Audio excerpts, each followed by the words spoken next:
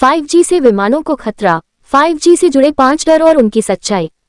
प्रधानमंत्री नरेंद्र मोदी ने 1 अक्टूबर को दिल्ली स्थित मोबाइल कांग्रेस में 5G सर्विस लॉन्च की। इसके साथ ही देश के 8 शहरों में 5G की शुरुआत हो गई। इससे एक तरफ अर्थव्यवस्था को फायदा होने और आम लोगों के जीवन को आसान बनाने की चर्चा है, तो दूसरी तरफ इसके नेगेटिव प्रभाव की भी चर्चा हो रही है। क्या 5G से कैंसर होता है? अभी तक हुई रिसर्च के अनुसार 5G से कैंसर होने का खतरा काफी कम है। हालांकि अभी इसे लेकर कम स्टडी हुई है, लिहाजा इसे पूरी तरह खारिज भी नहीं किया जा सकता है। वर्ल्ड हेल्थ ऑर्गेनाइजेशन यानी WHO 5G की सेहत से जुड़े खतरों का आकलन कर रहा है, जिसकी रिपोर्ट इस साल के अंत तक आ सकती है। WHO के अनुसार अभी तक मोबाइल टेक्नोलॉजी का इंसान की सेहत से जुड़ा कोई नुकसानदायक प्रभाव सामने नहीं आया है। कुछ साल पहले आई WHO की एक रिपोर्ट के अनुसार मोबाइल फोन के इस्तेमाल के बजाय शराब पीने या प्रोसेस्ड मीट खाने से कैंसर होने का खतरा ज्यादा रहता है।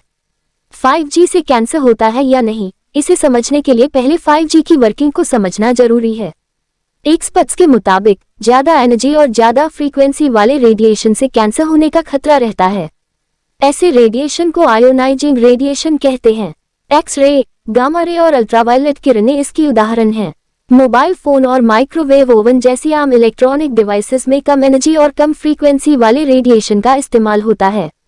ये नॉन आयोनाइजिंग रेडिएशन की कैटेगरी में आते हैं, इसलिए मोबाइल फोन से कैंसर का खतरा काफी कम रहता है।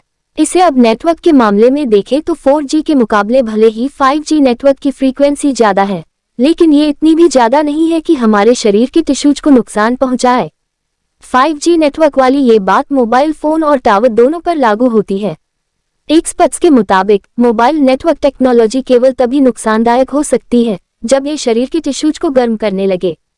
दरअसल बहुत ज्यादा एनर्जी या हाई रेडिएशन से पैदा होने वाली गर्मी से न केवल हमारा इम्यून सिस्टम बल्कि DNA तक डैमेज हो सकता है।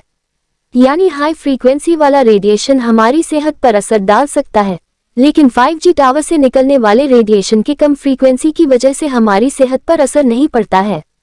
अमेरिका की फेडरल कम्युनिकेशंस कमीशन यानी FCC की मौजूदा गाइडलाइन के मुताबिक लोगों को 300 किलोहर्ट्ज से लेकर 100 गीगाहर्ट्ज तक के रेडिएशन से खतरा नहीं होता है। दुनिया के ज्यादातर देशों में अभी 5G फ्रीक्वेंसी की रेंज 50-40 गीगाहर्ट्ज के आसपास है और 100 गीगाहर्ट्ज से कम है। भारत में 5G के लिए 600 मेगाहर्ट्ज से 24-47 गीगाहर्ट्ज फ्रीक्वेंसी का इस्तेमाल होगा।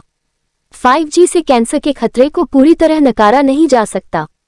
2021 में panel of future of science and technology of European parliamentary research service ने इंसानों की सेहत पर 5G के असर को लेकर स्टडी की। इसमें बताया गया कि 450 से 6000 मेगाहर्ट्ज फ्रीक्वेंसी वाले रेडिएशन से इंसानों में कैंसर होने का खतरा रहता है। इससे खासतौर पर गिलियोमा और अकॉस्टिक न्यूरोमा जैसे कैंसर होने का खतरा रहता है। गिलियोमा दिमाग और रीढ़ की हड्डी में होने वाला कैंसर है। अकॉस्टिक न्यूरोमा भी दिमाग में होने वाला एक कैंसर है, जिससे सुनने की क्षमता खत्म होने लगती है। 2011 में international agency for research on cancer यानी IRC ने कहा था कि मोबाइल का रेडिएशन इंसानों में कैंसर की वजह बन सकता है। इस रिसर्च को 14 देशों के 30 वैज्ञानिकों ने मान्यता दी थी।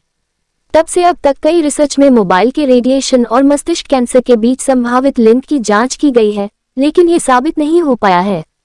2017 में बायोमेड रिसर्च इंटरनेशनल के रिसर्च रिव्यू में पाया गया कि मोबाइल फोन का रेडिएशन ग्लियोमा कैंसर की वजह बन सकता है, लेकिन 2018 में INTEROCC के रिसर्च में हाई फ्रीक्वेंसी वाले रेडिएशन और ब्रेन ट्यूमर के बीच साफ संबंध नहीं पाया गया। भारत में 5G तैयारियों के लिए 2020 में कांग्रेस सांसद शशि थरूर की अगुवाई में बनी पार्लियामेंट्री स्टैंडिंग कमेटी ने मार्च 2022 में अपनी 21वीं रिपोर्ट में कहा कि देश में अभी 5G टेक्नोलॉजी शुरुआती स्टेज में है। ऐसे में इसके रेडिएशन का सेहत पर पड़ने वाला असर तभी साफ होगा जब इसका बड़े पैमाने पर इस्तेमाल होगा।